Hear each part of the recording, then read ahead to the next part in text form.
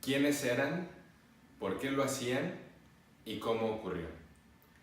Al inicio de esta audiencia dijimos que estas serían las 3 preguntas que la Fiscalía no podría contestar, y que si la Fiscalía no podía contestar estas 3 preguntas era por una sola razón: que Joaquín Sabino no había sido la persona responsable de la muerte de Juan Manuel Sierra.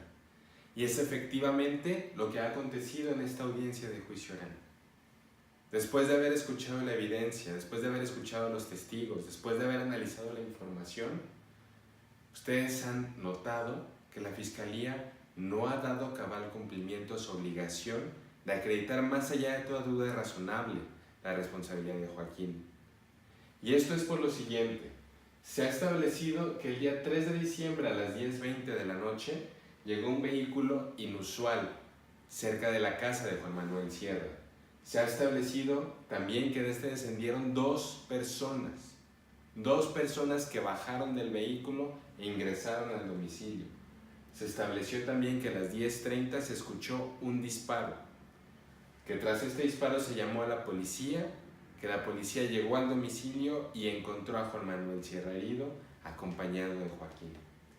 Finalmente, y antes de que la policía llegara, una sola persona de las 2 que previamente habían bajado volvió al vehículo y se fue. Y esto, cada uno de estos son los hechos que no han sido controvertidos. Efectivamente ocurrieron. Efectivamente un vehículo llegó, las personas bajaron, se ingresaron al domicilio, se escucharon los disparos y posteriormente solamente una regresó al vehículo y se fue. Sin embargo, lo que no nos ha podido demostrar la Fiscalía es cómo todo esto conecta con que Joaquín Sabino hubiera intervenido en la muerte de Juan Manuel Sierra. Y esto es por lo siguiente: la evidencia que la Fiscalía ha mostrado consiste en un reconocimiento por parte de Miguel Cornejo, el vecino de Juan Manuel. Consiste en videos de la cámara de seguridad de la casa de Juan Manuel, en fotografías, particularmente el haberles mostrado la entrada forzada de la casa y las armas encontradas, así como las huellas que estaban estampadas sobre estas. Ahora, tomémonos un minuto y analicemos realmente cómo es que esta evidencia encaja en los acontecimientos que ocurrieron. Empecemos por el reconocimiento de Joaquín Sabino como la persona que descendió del vehículo que llegó a la casa de Juan Manuel. Y hablemos de las personas que nos contaron acerca de esto. 2 personas, Miguel Cornejo y Mara Barros. La Fiscalía ha basado su teoría eminentemente en el testimonio de Miguel. Y Miguel nos ha dicho que logró reconocer a Joaquín y que está seguro de que Joaquín era la persona que bajó del vehículo e ingresó al domicilio de Juan Manuel. Por otro lado, Mara no ha estado de acuerdo con Miguel y nos ha dicho también por qué. Mara nos dijo que ese día, a esa hora, naturalmente era de noche, que había poca iluminación, que la casa de ella y la casa de Miguel se encuentran frente a la casa de Juan Manuel, es decir, que existe una calle que divide a las 2 aceras, que se encontraban a una distancia relativamente grande y que todo ocurrió demasiado rápido. Todo esto ha salido de boca de Mara y nos ha permitido comprender una versión distinta en la que acepta que era muy difícil percatarse ya no solo de la identidad de las personas, sino incluso de las características de la ropa que portaban ese día. Es así entonces que tenemos a Miguel, quien dice que logró reconocerlo en la noche, con poca iluminación, de espaldas y mientras rápidamente ingresaron al domicilio, frente al testimonio de Mara, que nos dice que era bastante difícil hacerlo. Es así que la lógica nos arroja una sola conclusión: ese reconocimiento, el reconocimiento que Miguel dice haber hecho, no debe de tener valor probatorio alguno, pues queda claro que Miguel no estaba en posibilidades de efectivamente reconocer quién era la persona que bajó del vehículo.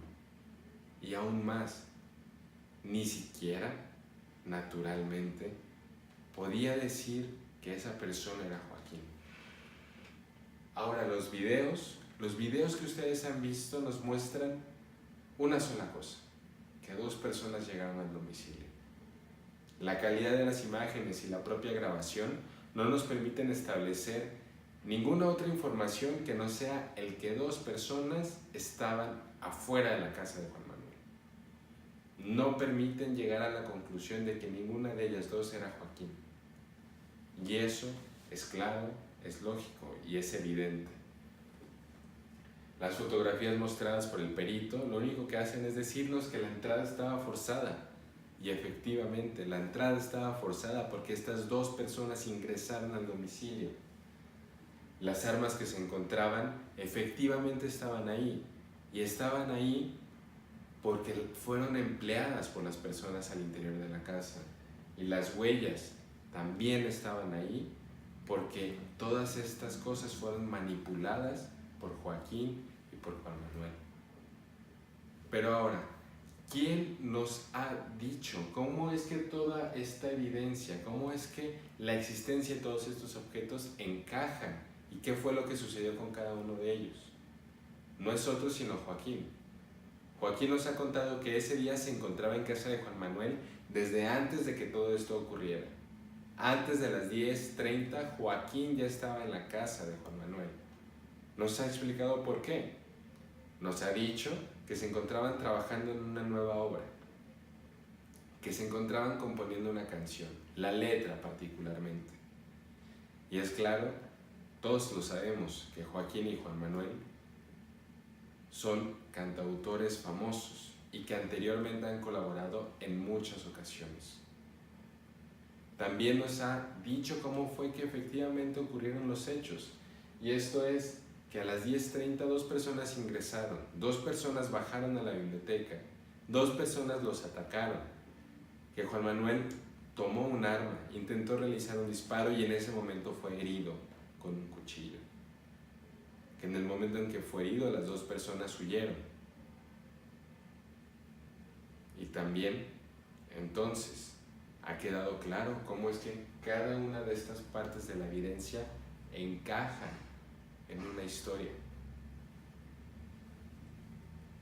De esta manera, si la Fiscalía no ha logrado comprobar cuál fue el motivo por el que Joaquín hubiera atacado a Juan Manuel, que no lo existe, si no ha logrado comprobar que hay un reconocimiento, porque Joaquín ya estaba dentro de la casa, si no ha logrado cerciorarse de que hubiera una investigación que pudiera establecer cuál era la identidad de la persona que subió al vehículo y se fue, lo cual ocurrió. Y a día de hoy, hasta este momento, no tenemos la más mínima idea de quién es esa persona. Entonces, llegamos a una única conclusión. No hay evidencia que nos permita sostener que Joaquín tuvo ningún tipo de participación en la muerte de Juan Manuel. De esta manera, lo que la Fiscalía ha mostrado no son más que conjeturas. Por otro lado, tenemos que lo mostrado por la defensa es razonable, es creíble y es sustentado. Se encuentra sustentado en la evidencia. ¿Y por qué encaja? ¿Por qué es coherente? ¿Por qué es lógico? Es simple, porque eso fue lo que ocurrió. Y por eso mismo la Fiscalía no ha logrado comprobar nada más allá de que Joaquín y Juan Manuel estaban juntos al momento en que ocurrieron los hechos. Que Joaquín y Juan Manuel estaban juntos antes y después de que ocurrieron los hechos. Y que Joaquín está siendo acusado injustamente por la falta de investigación diligente de la Fiscalía. Y esto queda clarísimo al evidenciarse que no es posible contestar a través de la información que la Fiscalía ha presentado estas 3 simples preguntas. No es posible saber hasta este momento quiénes eran las personas que ingresaron. No es posible saber hasta este momento por qué fue que entraron al domicilio.